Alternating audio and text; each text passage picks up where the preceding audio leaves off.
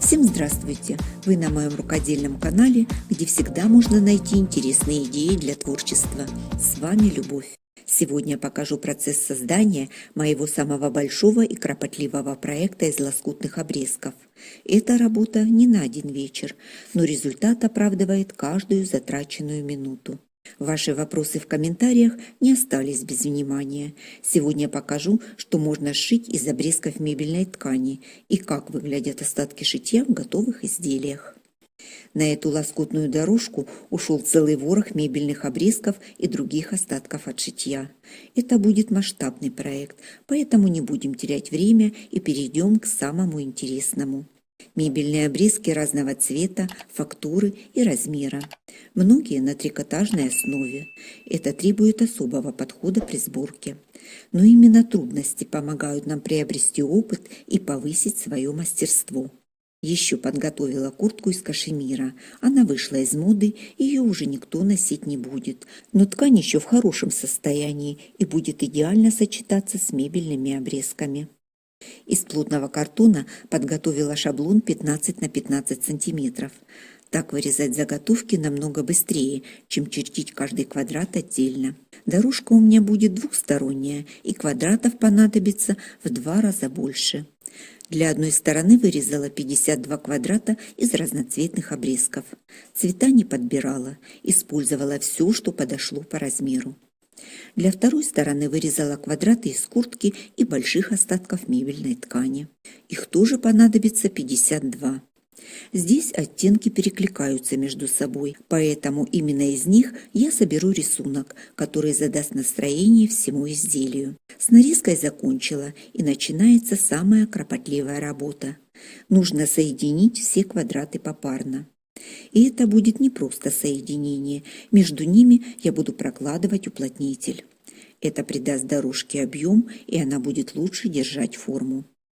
В качестве уплотнителя возьму обрезки тканей, которые остались от раскроя квадратов, и образцы мебельной ткани, которые я точно для пошива использовать не буду. Заготовки будут двухсторонними. Кладу квадрат и заполняю его поверхность обрезками тканей. Для каждого слоя подбираю ткани одинаковой толщины, чтобы получить равномерный объем заготовок. Накрываю квадратом для второй стороны и скалываю булавками. Полная утилизация идеально применима в этом проекте. В ход пойдут самые мелкие обрезки разных тканей и даже обрывки ниток.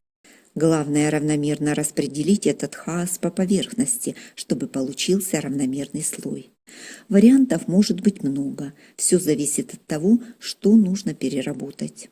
У меня есть образцы тканей, которые никуда не пригодились. Решила их тоже пристроить в этот проект. Это будет один слой наполнителя. Для эксперимента подготовила блоки разной толщины. Сейчас их простегаю и выберу подходящий для меня вариант. Образцы готовы. Давайте посмотрим, что получилось в итоге. Четырехслойный образец самый неудачный. При стежке тяжело контролировать все 4 слоя. Мебельная ткань скользкая и нестабильная, разъезжается во все стороны и требует предварительной сметки. Конечно, поверхность получается фактурная, смотрится хорошо, но я откажусь от этого варианта. Мне понравилось работать с трехслойным вариантом, на нем я и остановлю свой выбор.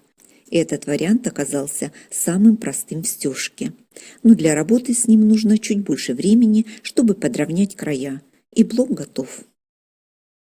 Дальше формирую трехслойные блоки. На нижний квадрат кладу наполнитель, не доходя до края. Сверху второй квадрат. Фиксирую булавками, а по краям для надежности поставлю зажимы. Несколько штук будет достаточно. Сразу собираю много заготовок, насколько хватает зажимов. Когда под рукой целая стопка блоков, работа спорится гораздо быстрее. Для начала соединю квадраты по контуру. Чтобы ткань не растягивалась под лапкой, придерживаю распарывателем и одновременно помогаю продвигать заготовку. Сверху ткань более стабильная. Шью непрерывной лентой, не обрывая нить, одну заготовку за другой. Это существенно экономит время и нитки на каждом шве. Когда все квадраты сшиты, разрезаю их и перехожу к стежке. Стегать начинаю с середины заготовок. Чтобы строчки распределялись одинаково, выравниваю заготовки по краю. Думаю, вы заметили, что теперь заготовки перевернуты другой стороной кверху. Так можно избежать защипов по краям заготовки. По правилам стегать нужно в одном направлении, но сегодня у меня стежка без правил. Каждый раз разворачиваю заготовку другой стороной. Каждый раз прокладываю строчку на одинаковом расстоянии с предыдущей заготовкой. Так проще выдерживать расстояние между строчками и можно обойтись без разметки. Для стежки взяла прерывистый зигзаг, растянула его слегка, чтобы получить эффект волны. Нитки подобрала в цвет ткани, чтобы не было резкого контраста. При таком методе стежки заготовки выглядят безупречно. Края ровные, правильная форма, слегка фактурные и приятные на ощупь. И не важно, что пришлось нарушить правила, ведь главное – результат. Теперь, когда все блоки готовы, наступает самый ответственный момент. Буду собирать их в единое полотно. Для соединения блоков буду использовать вот такой штапель. Я его не покупала. Это запас из сундука моей мамы. Перед сборкой раскладываю все заготовки прямо на полу, чтобы выстроить композицию, и собираю рисунок воедино. С другой стороны просто квадраты разных цветов. Главное условие, чтобы по соседству цвета не повторялись. Мое полотно будет собираться из 4 рядов. Все блоки каждого ряда собрала по порядку в стопочку и наметила размер каждого ряда. В каждом ряду получилось по 13 блоков.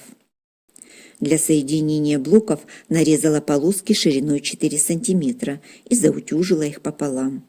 Чтобы не отвлекаться в процессе шитья, подготовила сразу побольше. Взяла 2 полоски, между ними поместила заготовку, совместила срезы и проложила строчку с припусками на 0,5 см. Дальше следующая заготовка, и так насколько хватает длины соединительных полосок. Самый последний квадрат из ряда окантовывать не нужно. Разрезаю и складываю в стопочку в прежнем порядке. Беру первый квадрат ряда, отгибаю обтачку и хорошенько придавливаю. Прикладываю следующий стык в стык. Выравниваю по краю, отгибаю полоску и прокладываю строчку. Строчку прокладываю как можно ближе к краю. Переворачиваю. Блоки состыковались идеально, пустого места между ними не осталось. Отгибаю полоску и прокладываю строчку. Этой строчкой я закрепила предыдущую полоску. С этой стороны стараюсь попадать шов в шов. Прокладываю строчку тоже у самого края. С обратной стороны получается 2 строчки, которые идут шов в шов. Если с этой стороны хотите видеть только одну строчку, значит начинаете пришивать полоску с этой стороны. Все просто. Меня наличие 2 строчек не смущает. Буду собирать таким способом.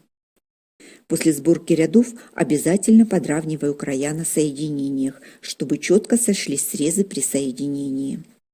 Складываю подготовленные ряды по номерам. Полоски получились длинные, поэтому соединю сначала по парам, а потом обе половинки между собой. Сборку полотна я выполнила тем же способом, разница только в длине заготовок. Процесс повторять не буду, чтобы не занимать ваше время.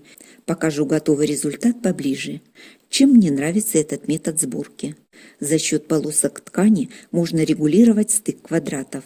Пару миллиметров вверх или вниз не сильно бросается в глаза, но зато можно подогнать квадраты при соединении плотно и без зазора.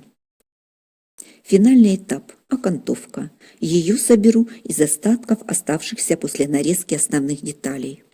Полоски нарезала одинаковой длины и приблизительно одинаковой ширины. Сразу разложила их по цветам, это облегчит процесс сборки. Собирать окантовку буду на хлопчатобумажной ткани. Она стабильна, и в моем случае это обязательное условие. Первую полоску закрепила прямой строчкой, выровняла по краям и приколола булавкой. Следующую полоску кладу сверху внахлёст, креплю булавкой и пришиваю. Со следующей и всеми остальными полосками поступаю так же. Чем еще хороша эта ткань? На ней есть рисунок, который позволяет контролировать правильное расположение, и полоски все пришиты строго вертикально. Для соединения полосок использовала тоже прерывистый зигзаг. Так соединение получается прочнее. Прокладываю строчку, чтобы перекрывался срез. Так при использовании край не будет цепляться и заворачиваться. Вначале я упоминала, что мебельные ткани на трикотажной основе шить непросто. Моя тефлоновая лапка не справилась с этой задачей, и я использовала вот такую лапку с роликом. Он дополнительно прижимает ткань и не дает ей растягиваться. Длина ленты для сборки чуть больше 2 метров. Для удобства я их свернула в рулон и закрепила булавкой. По мере заполнения ленты рулон разматываю и фиксирую в новом положении. Заготовки для противоположных сторон шью попарно. Стараюсь подбирать похожие цвета, так как окантовка будет выглядеть одинаково с 2 сторон. Это начало ленты для окантовки, а это другой край. Его тоже закрепила прямой строчкой. Как видите, при такой сборке получается все ровно и без особых усилий. Время от времени я делаю похожие заготовки из обрезков ткани разного вида и потом использую их в своих проектах.